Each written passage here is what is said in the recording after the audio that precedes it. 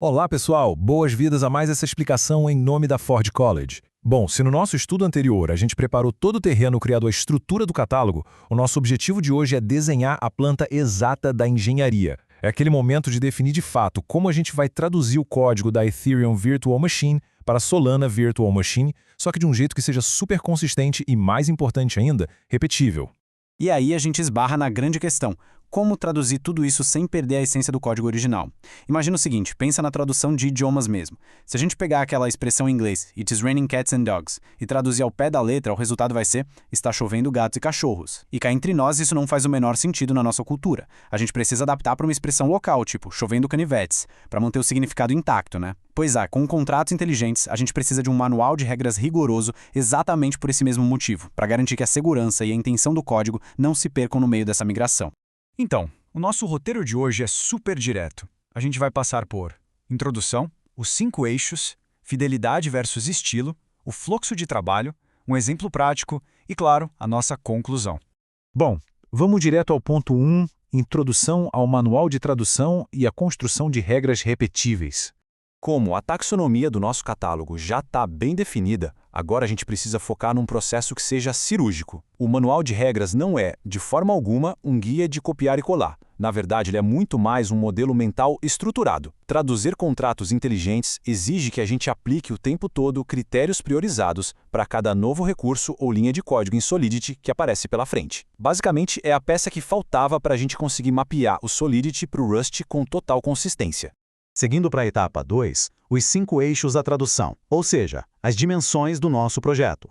A sacada principal aqui é entender que a tradução nunca é um bloco único de código. Na verdade, ela é um conjunto de decisões que a gente toma ao longo de 5 eixos independentes: propriedade, armazenamento, erros, eventos e forma da API. E olha que analogia divertida.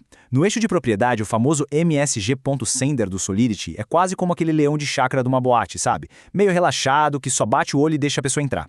Já a estrutura de contas do Anchor que a gente usa na Solana é tipo um leitor biométrico de segurança máxima. O nosso manual dita exatamente como a gente sai de um modelo e entra no outro. E esse equilíbrio entre os mapeamentos padrão e as diretrizes funciona literalmente como a chave mestra de todo o processo. Para dar um exemplo, na linha de armazenamento, a nossa regra de ouro é emular o comportamento usando contas tipadas. Já quando a gente fala de erros, a diretriz aponta para um estilo muito mais idiomático do Anchor. Ter essa estrutura é o que tira o achismo do trabalho de engenharia e estabelece um padrão que é absurdamente claro. E isso leva a gente para o terceiro ponto: fidelidade versus estilo idiomático, o verdadeiro equilíbrio da tradução. Olha, existe um embate constante no mundo da engenharia de software sobre quando a gente deve manter a fidelidade rigorosa ao código original e quando a gente deve abraçar de vez o estilo idiomático da nova linguagem. A fidelidade é absolutamente crucial quando a gente tem ferramentas externas operando off-chain que dependem das assinaturas exatas como os tópicos de eventos e aquelas strings de reversão. Por outro lado, o estilo idiomático é a melhor pedida para projetos construídos do zero na Solana, porque ele tira o máximo proveito das restrições de contas e dos erros tipados fortíssimos do Rust. É tudo uma questão de contexto. Vamos para o tópico 4, o fluxo de trabalho prático. Como aplicar esse manual na prática? O processo inteiro roda em cima de 4 passos muito lógicos: anotar, aplicar regras, produzir código e revisar. Mas quer saber o grande segredo para o sucesso aqui? Ele está todinho no primeiro passo. Quando a gente anota com bastante cuidado aquele trechinho do Solidity, a próxima etapa, que é aplicar as regras, já vem alimentada com uma precisão incrível. Isso garante que o código que a gente produz no final seja super sólido e fácil de justificar em qualquer auditoria, sem dor de cabeça. Passo 5. Exemplo real. Vamos dar uma olhada no padrão de posse e ver como traduzir a propriedade única. É muito legal ver como essa teoria toda toma forma na prática. Se a gente observar a declaração do owner, o que antes lá no Solidity era uma propriedade que você checava implicitamente dentro da função, agora foi transformada numa restrição declarativa totalmente explícita de account info. Lembra da nossa analogia? Exatamente aqui que aquele leitor biométrico de segurança máxima entra em cena e faz o trabalho dele. Essa macro has-on atua como o nosso verdadeiro escudo central de segurança. Ela aplica e impõe toda a proteção de uma forma puramente declarativa. Isso antes mesmo de a instrução sequer rodar lá na Solana. Ou seja, a gente atinge um nível absurdo de fidelidade em termos de segurança, mas com um design elegante que aproveita tudo que o Rust tem de melhor. Agora, quando a gente olha para os eventos, o foco muda um pouquinho. Repara que os papéis semânticos exatos foram totalmente preservados, deixando bem claro quem é o dono anterior e quem é o novo. O Anchor dá essa liberdade de manter uma alta fidelidade, garantindo uma compatibilidade impecável para aquelas ferramentas off-chain que já liam esses logs. Não quebra nada.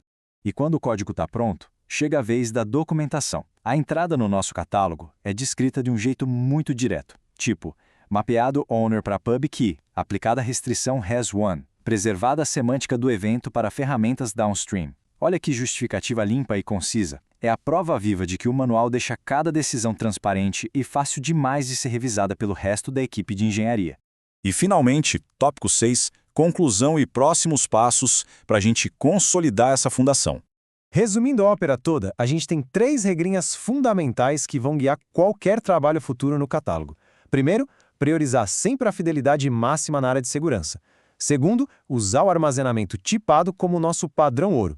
E terceiro, adotar os erros idiomáticos de Rust, claro, mas sem abrir mão da precisão dos eventos para manter a compatibilidade.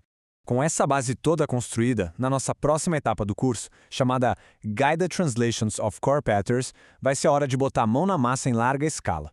A gente vai pegar todos esses eixos que definimos hoje e usar para traduzir, lado a lado, vários outros exemplos super conhecidos do Solidity. E a grande reflexão que eu deixo hoje para vocês é: o que será construído com esse novo manual em mãos?